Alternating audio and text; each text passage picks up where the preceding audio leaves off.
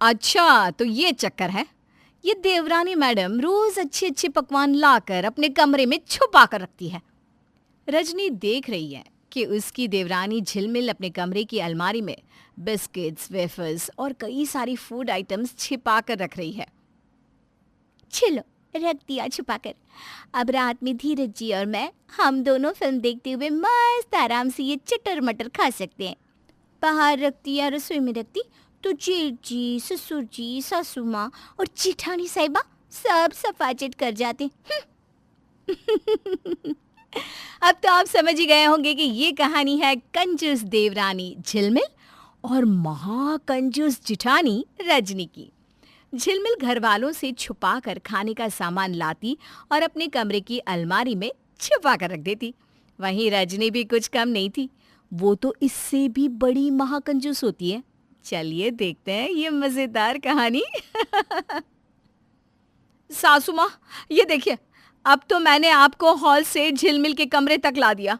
देखिए तो अलमारी में आंखें फाड़ फाड़ के, जूम मार मार के देखिए कैसे मेरी कंजूस देवरानी मैडम रोज रोज बनिए की दुकान से और वो महंगे वाले कोठी के पास के सुपरमार्केट से खाने का सामान लेकर आती है।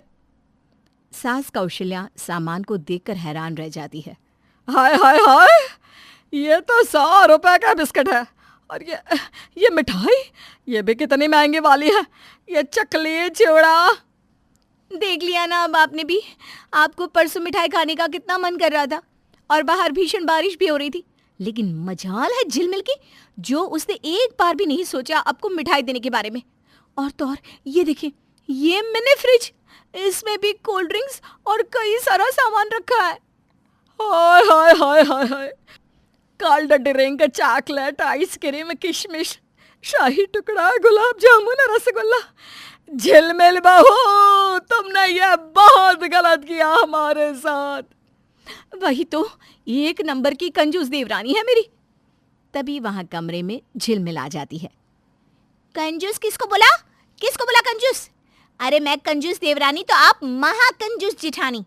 सासू माँ, आपको लग रहा होगा कि मैंने ये सब छुपाकर आपको धोखा दिया, कंजूसी की, है ना? लेकिन ऐसा नहीं है, क्योंकि ये जो मेरी महान सभ्य जेठानी जी है ना, वो तो मुझसे भी बड़ी महाकंजूस है। आइए आइए ना आप मेरे साथ। झिलमिल कौशल्या का हाथ पकड़ के उसे खींचते हुए रजनी के कमरे में ले जाती है और वो उसकी अलमारी की तिजोरी खुलवाती है, जिसके बाद उसमें कई सारे नोटों के बंडल और ढेर सारा जेवरात पाया जाता है, जिन्हें देखकर कौशल्या की आंखें फटी की फटी रह जाती है। हाय हाय हाय हाय, इतने सारे जेवर और पैसे। जेठानी जी ने अपने मायके से ही लाया है ये सब। जब भी किसी फंक्शन में जाना हो तो ये इन्हें अपने बैग में भरती है और घर के बाहर निकलने पर इन्हें पहन लेती है।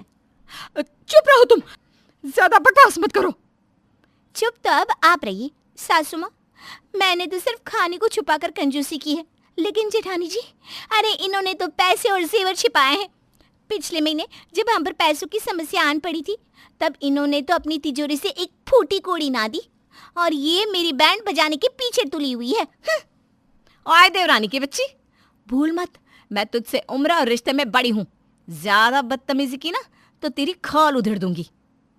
आप क्या उधेड़ेंगी मेरी खाल? मैं आपके बाल नोच लूंगी और आपको बॉब कट कर दूंगी। फिर आप रजनी से रजनीकांत बन जाना और उनकी जैसे मस्त मस्त हेयर स्टाइल्स बनाना। दोनों बहुओं की तू तू मैं सुनकर कौशल्या परेशान होकर एक बार में ही चिल्ला पड़ती है। बस, अरे बस बेकरो तुम दोनों, ये क्या जंगली बिल्लियों की तरह लड़े जा रही हो हैं? ना तो देवरानी कम है ना जेठानी, दोनों की दोनों आज मेरी नजरों से उतर चुकी हो। अब मैंने फैसला ले लिया है, तुम दोनों का यही हाल रहा तो मैं तुम दोनों को भी प्रॉपर्टी का 1% हिस्सा भी नहीं दूंगी। और करती रहो कंजूसी। वो क्या कहते हैं, keep it down. Keep it down नहीं, कीप इट अप होता है सासू माँ। आय नासपीटी, तुझे शर्म नहीं आती? ऐसे माहौल में भी अपनी सास को सही कर रही है, हैं? गधी, बेवकूफ मुंह। न जाने कौन सा मनहूस दिन था जब मेरे बेटों को तुम जैसी पगलेट लड़कियों से प्यार हो गया। आग लगे तेरे जेवर को और आग लगे तेरे खाने के सामान को। कौशल्या गुस्से से तिल मिलाकर वहां से चली जाती है। अब दोनों बहुएं घबरा जाती हैं और कहती हैं, नहीं नहीं, ऐसा नहीं होना चाहिए। अगर सासू माँ की नज़रों में मैं बुरी बन गई, मेरे हाथ में जायदाद का एक हिस्सा भी नहीं आएगा। मुझे मुझे उनकी नज़रों में अच्छा बनना ही होगा। सासू माँ की नज़र में तो मैं ही अच्छी बनूंगी और प्रॉपर्टी भी मेरे नाम ही होगी। और डियर जिठानी जी, आप लाख कोशिश कर लो, लेकिन आपके किए कराए पर पानी फेरने के लिए मैं बैठी हूँ ना यहाँ पे। सुखराम काका, मैं क्या करूँ, आप ही बताओ। माँ के सामने आते ही मेरे हाथ पैर कांपने लगते हैं। मैं माँ को कुछ भी नहीं कह पाता। वे दोनों बात कर ही रहे थे कि अचानक कमला वहां आ गई। कमला को देखकर दोनों घबरा गए। तुम दोनों फिर कभी बातें कर लेना, अभी फेरों का समय हो गया है, चलो जल्दी आओ। इस तरह फुलवा और वैभव की शादी हो गई। अगले दिन कमला ने फुलवा को बुलाया और उसे नसीहत देने लगी। देख बंजारन, तुझे मैंने अपनी बहू बना तो लिया है, लेकिन तुझे इस घर में आँख कान मुंह बंद करके रहना होगा। घर का काम कर और अपने पति से मतलब रख, समझी? कमला का ऐसा रवैया फुलवा को बिल्कुल समझ में नहीं आया। उसने वैभव से इस बारे में बात की। सुनिए ना, माँ जी ने जिस तरह मुझसे बात की मुझे अच्छा नहीं लगा। शादी से पहले तो वो मुझसे बहुत अच्छे से बात कर रही थी, लेकिन शादी के बाद उन्हें क्या हो गया। तुम ज़्यादा मत सोचो, जैसा माँ कहती है वैसा ही करो। ये कहकर वैभव वहाँ से चला गया। अगले दिन वैभव को घर के नौकरों की तरह काम करता देख फुलवा को बहुत हैरानी हुई। फुलवा ने इस बारे में सुखराम काका से बात की तो सुखराम काका ने फुलवा को सारी बात बता दी। अब फुलवा को समझ में आ गया कि उसकी सास ने एक बंजारन को बहू क्यों बनाया। एक दिन वैभव घर का काम कर रहा था, तभी उससे कांच की प्लेट टूट गई। किसने गिराई ये कांच की प्लेट? वैभव को वहां खड़ा देख कमला ने छड़ी से उसे मारना शुरू कर दिया। उसके पैर में कांच चुभ गया और खून बहने लगा, लेकिन फिर भी कमला उसे मारे जा रही थी। ये देखकर फुलवा ने कमला के हाथ से छड़ी छीन ली और तोड़कर फेंक दी। बंजारन, तेरी इतनी हिम्मत, तूने मेरे हाथ से छड़ी छीनी? सब अपने अपने घर की राह पकड़ लेते हैं। फिर एक दिन रौनी चौड़ा होकर रीना के घर आता है। रीना, ओ रीना, देख तेरा होने वाला पति आया है। चल जरा तुझे आइसक्रीम खिलाकर लाऊं। बाइक की चाबी भी है मेरे पास, आज जा मेरी हीरोइन। कल तक जो रौनी चोरी छुपे मिलता था वो सामने आकर खड़ा हो जाएगा, ये तो रीना ने सोचा ही नहीं था। अरे दामाद जी, क्या हाल है? आइए आइए बैठिए। अरे रीना की भाभी, जरा होने वाले दामाद जी के लिए रसगुल्ला, रसमलाई और गुलाब जामुन तो ले आओ। नहीं नहीं आंटी जी, आइसक्रीम खाने का मन है, बस रीना को लेकर जा रहा हूँ, हम दोनों आइसक्रीम खाकर वापस आ जाएंगे।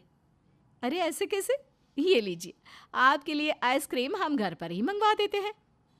बस अब क्या था, होने वाले दामाद की घर में वो खातिरदारी होती है कि रौनी का पेट ऐसे फूल जाता है जैसे गुब्बारा। क्या हुआ रौनी, चली कुछ खाने बाहर?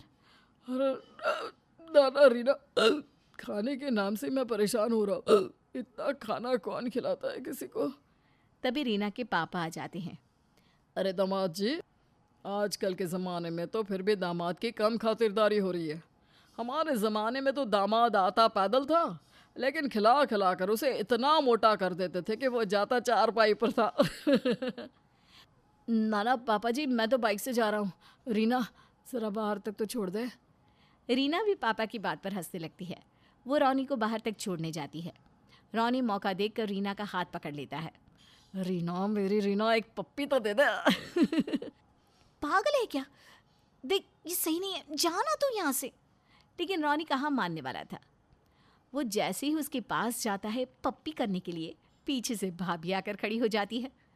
ओहो हो, बस बस बस, शादी के बाद जो करना है वो करना। हाँ चलिए, बाय बाय। चलो रीना, बाय बाय बोल दो।